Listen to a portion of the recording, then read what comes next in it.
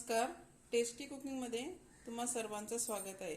आजची माझी रेसिपी आहे चपाती पकोडा. आता मी सुरुवात करूया. प्रथम बॅटरमध्ये बेसन घेतलं आहे मी, ही चिमूटभर हळद, अर्धा स्पून मिरची पावडर, हाफ टीस्पून साखर, अर्धा स्पून मीठ, थोडंसं पिंच असं हिंग, थोडासा खाण्याचा सोडा, हाफ टीस्पून ओवा आणि हाफ टीस्पून जिरं. हे दोन्ही असं हातावर घेऊन ह्यात घालावं. थोडीशी कोथिंबीर.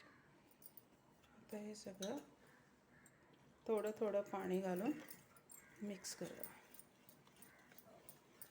आणि हे बॅटर जरा जाडसरच करायला पाहिजे.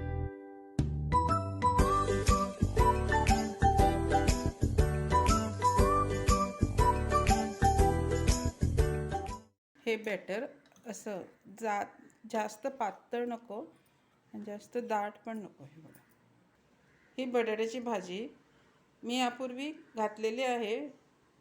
तुम्हाला जर परत बघायची असेल तर डिस्क्रिप्शनमध्ये लिंक आहे,